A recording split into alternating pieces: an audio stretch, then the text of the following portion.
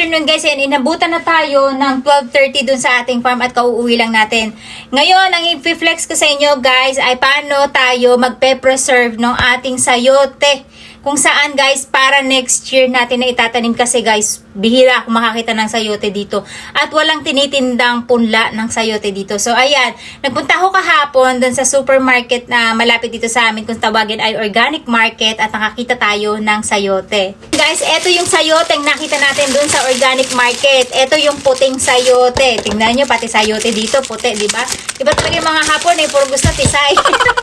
Sayote ay hindi pwedeng pang taglamig, kailangan ay pang summer lang siya. So para magkaroon tayo ng sayote next year, ang gagawin natin ay ipe-preserve natin siya at itatanim natin siya ngayong taglamig, pero hindi natin ilalabas. Ilalagay lang natin siya dito sa ating coco pit, kung saan ay nag-prepare na tayo. Ito yung pinagtaniman natin ng ating labanos. So, dito natin siya guys itatago. Hindi natin siya itatanim. Actually, itatago lang natin siya dito. And then, may konting moist lang to. Saka natin siya ipa-plastic wrap.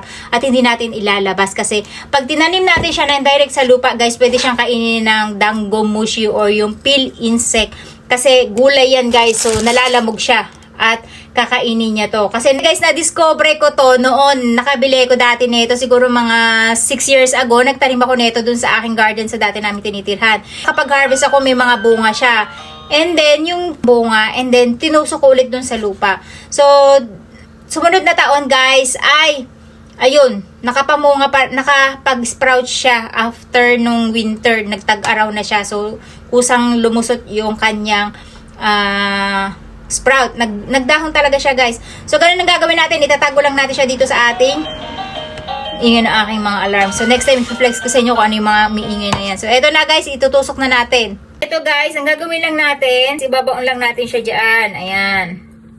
Para hindi siya mag-sprout. Pag sa ref lang natin kasi siya guys, pwedeng mamatay yung kanyang buto kung ilalagay lang natin siya sa ref. So, dito, mape-preserve natin siya.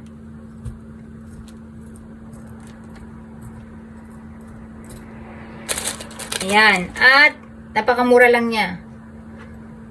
No? So, napakalago din ito guys. Parang patola lang din yan kapag lumago siya. So, ganyan lang kasimple guys yung ginagawa ko pag tinatago ko sila. At hindi natin yan didiligan guys.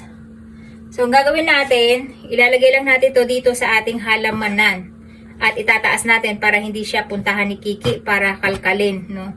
At next time i-update ko kayo kapag itatanim na natin yan, maybe next year na. That's it guys!